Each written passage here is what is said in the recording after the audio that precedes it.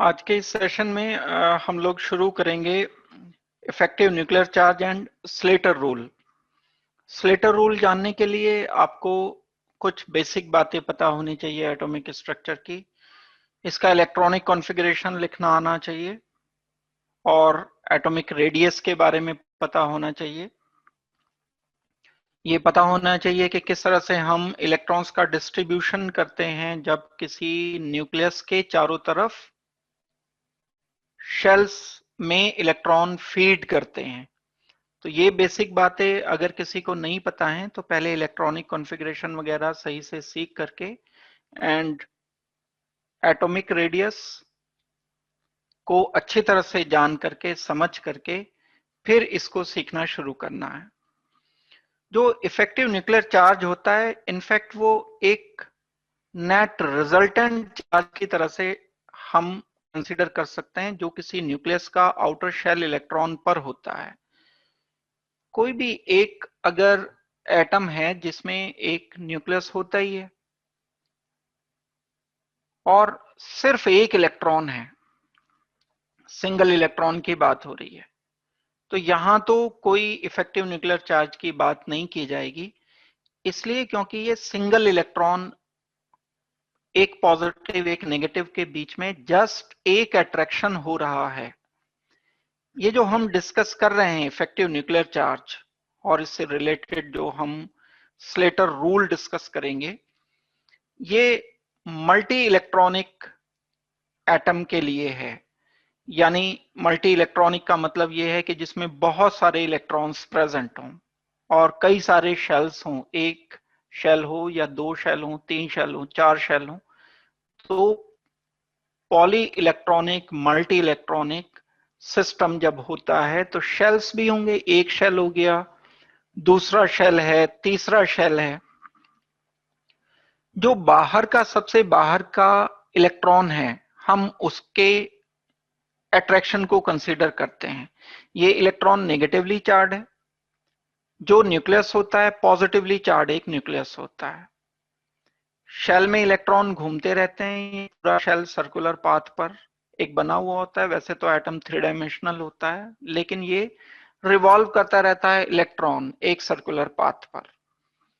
इस इलेक्ट्रॉन और इस न्यूक्लियस के बीच में क्योंकि एक पॉजिटिव चार्ज है एक नेगेटिव है तो अट्रैक्शन होगा जिसकी वजह से ये इलेक्ट्रॉन इस पॉजिटिव को और ये पॉजिटिव इस इलेक्ट्रॉन को एक दूसरे को ये अपनी तरफ खींचते हैं, अट्रैक्ट करते हैं।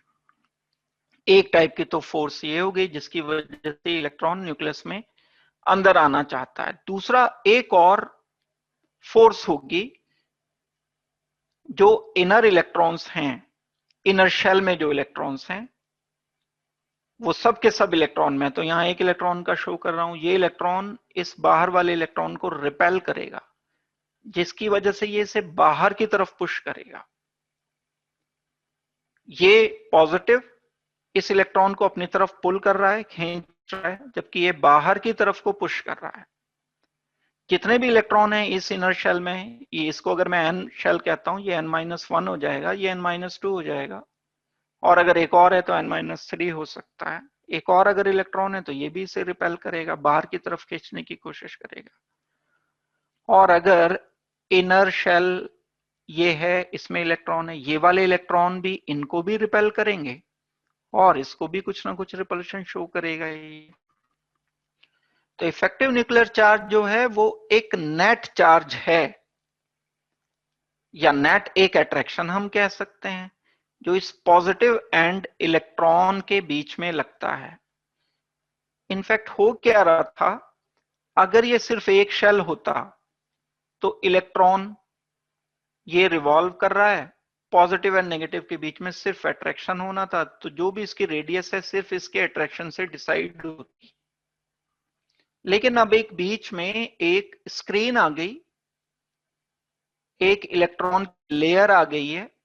ये इलेक्ट्रॉन की लेयर इसको रिपल्शन की वजह से दूर भगाएगी और ये पॉजिटिव इसको अपनी तरफ खींचेगा। तो जो net resultant charge, net resultant attraction होगा वो कहलाएगा एक इफेक्टिव न्यूक्लियर चार्ज। यानी ये पॉजिटिव जितना इस पर इफेक्टिव हो पा रहा है, इसको हमें कुछ माइनस करना पड़ेगा। यहां जो एक स्क्रीन आ गई है, ये जो भी कुछ है, इसको स्लेटर ने डिसाइड किया था, कुछ इसकी न्यूमेरिकल वैल्यूज रखी थी, वो भी हम आगे चल करके पढ़ेंगे। तो इफेक्टिव न्यूक्लियर चार्ज की एक ये बेसिक सी मैंने आपको थ्योरी बताई। इसको हम इंटरप्रिटेशन किस तरह से कर सकते हैं? पॉली इलेक्ट्रॉनिक एटम, जैसा मैंने अभी आपको बताया, internal electrons repel the electrons, जो इंटरनल इलेक्ट्रॉन है यानी n-1 n-2 के जो इलेक्ट्रॉन्स हैं, आउटर मोस्ट ऑर्बिट के इलेक्ट्रॉन्स को रिपेल करेंगे। और एक ये जो नेट न्यूक्लियस पर अट्रैक्शन हो रहा था न्यूक्लियस के साथ इस इलेक्ट्रॉन का, उसको ये रिड्यूस कर देते हैं, डिक्रीज कर देते हैं।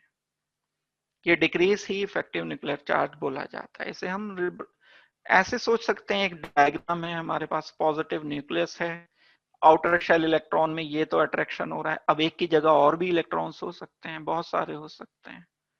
ये अट्रैक्शन को कौन कम करेगा? Inner electron. ये इनर इलेक्ट्रॉन क्या करेंगे? रिपल्शन, ये दूर भगाएंगे, ये अपनी तरफ खींचेगा। तो अब जो हम डेली लाइफ में देखते हैं, ये इलेक्ट्रॉन तो यहीं पर घूमता रहता है, यानी ये अट्रैक्शन और कम कर जाता है रिपल्शन के। रिपल्शन कम होता है, अट्रैक्शन ज्यादा होता है। तो इलेक्ट्रॉन इस रेडियस के साथ, किसी एक रेडियस के साथ किसी शेल में घूमता रहता है। इसका मतलब यह है कि न्यूक्लियस एंड इलेक्ट्रॉन के बीच में अट्रैक्शन फोर्स ज्यादा है रिपल्शन के कंपैरिजन में।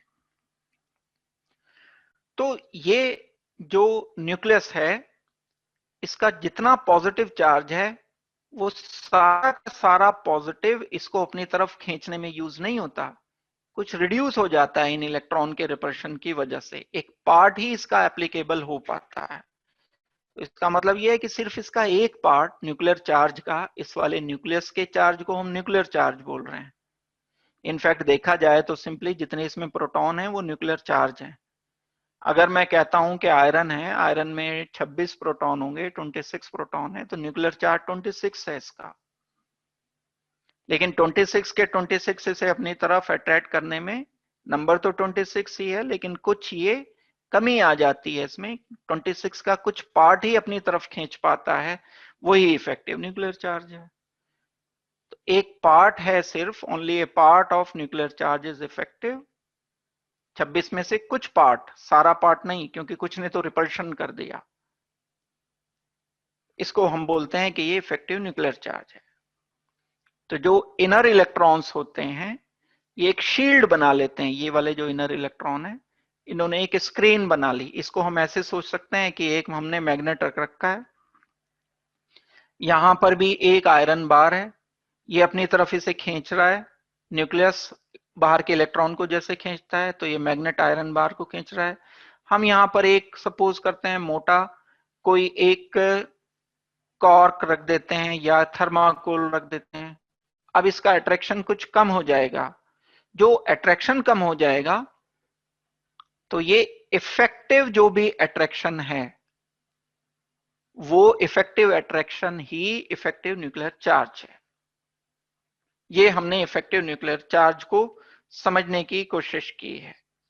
अब जो इसमें एक पॉइंट और अगर हम आगे बढ़ते हैं, तो ये एक डायग्राम जस्ट हम समझ सकते हैं, स्कीमेटिक डायग्राम ही हम बना सकते हैं। जैसे पॉजिटिव है, ये इलेक्ट्रॉन्स हो गए।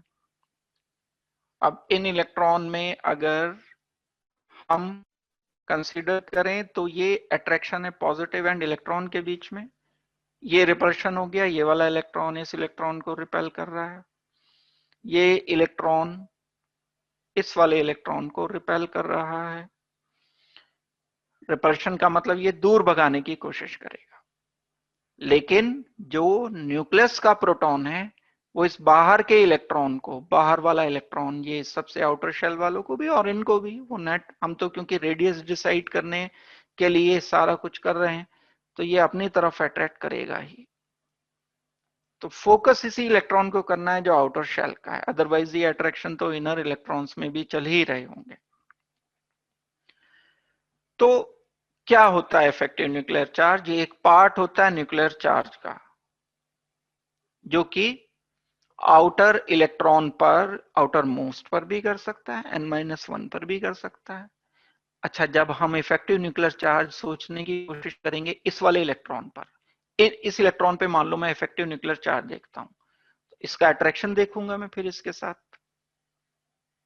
और इसका रिपल्शन देखूंगा इसके साथ, ये दोनों रिपेल कर रहे होंगे। भाई अट्रैक्शन रिपल्शन, अब मुझे बाहर वाले से तो कोई मतलब नहीं, क्योंकि मैं तो इसका इफेक्टिव न्यूक्लियर चार्ज जानने की कोशिश कर रहा हूं। तो ये तो बाहर का इलेक्ट्रॉन है, फिर हम इसको कंसीडर नहीं करेंगे। सिर्फ इन इलेक्ट्रॉन को जिनका इफेक्टिव न्यूक्लियर चार्ज हमें निकालना है उनको हम कंसीडर कर रहे होंगे। पॉजिटिव एंड नेगेटिव के बीच में ये हो गया अट्रैक्शन, और इनर शेल में आउटर शेल के रिपल्शन को कंसीडर नहीं किया जाएगा, सिर्फ इस रिपल्शन को कंसीडर किया जाएगा। तो ये नेट रिजल्टेंट है, और इस तरह से हम इफेक्टिव न्यूक्लियर चार्ज को एक्सप्लेन कर सकते हैं। इस रेफरेंस में एक साइंटिस्ट हुए हैं जो जिनका नाम था स्लेटर, और स्लेटर ने बताया था कि हम इसका क्वांटिटेटिव मेजरमेंट कैसे कर सकते हैं।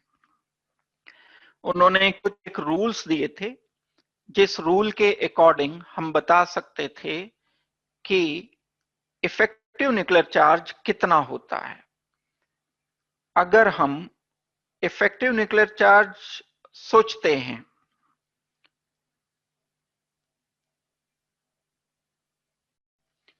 तो इफेक्टिव न्यूक्लियर चार्ज ये है जो Z इफेक्टिव है, टोटल न्यूक्लियर चार्ज माइनस कुछ एक क्वांटिटी। ये क्या चीज माइनस की है? ये वो वाला रिपल्शन है जो हम इनर इलेक्ट्रॉन से एक्सर्ट करवा रहे हैं। भाई न्यूक्लियर चार्ज तो हो गया वो जो एटॉमिक नंबर हो गया इसका, पॉजिटिव चार्ज है। जैसे मैंने भी बताया था, जैसे आयरन का एटॉमिक नंबर 26 है तो न्यूक्लियर चार्ज तो 26 हो गया। अब रिपल्शन कैसे पता चले, ये उसके लिए स्लेटर ने कुछ रूल दिए थे, यानी सिग्मा के लिए रूल्स दिए थे। सिग्मा को जानने के लिए, सिग्मा की वैल्यू निकालने के लिए स्लेटर ने कुछ रूल दिए थे। तो अगर मुझे सिग्मा पता चल जाए तो इफेक्टिव न्यूक्लियर चार्ज पता चल जाएगा। इफेक्टिव न्यूक्लियर चार्ज तो Z स्टार ये हो गया, Z है न्यूक्लियर चार्ज, और सिग्मा क्या है? सिग्मा एक स्लेटर कांस्टेंट होता है जो हम बहुत एक सिंपल तरह से कैलकुलेट कर सकते हैं। हर इलेक्ट्रॉन के लिए वो अलग आएगा, ये हमें कैलकुलेट करना सीखना है कि सिग्मा कैसे होगा। अगर आपको ये स्लेटर कांस्टेंट पता चल जाए तो आप इफेक्टिव न्यूक्लियर चार्ज निकाल सकते हो किसी भी एटम के लिए, किसी एक पर्टिकुलर इलेक्ट्रॉन का, क्योंकि आपको एटॉमिक नंबर पता है तो न्यूक्लियर चार्ज पता है, दैट मींस Z की वैल्यू पता है। आपको निकालना क्या है? Z इफेक्टिव, और दूसरा क्या? सिग्मा कैलकुलेट करना है। तो मेन जो वर्क किया था स्लेटर ने, वो सिग्मा निकालने के लिए वर्क किया था। और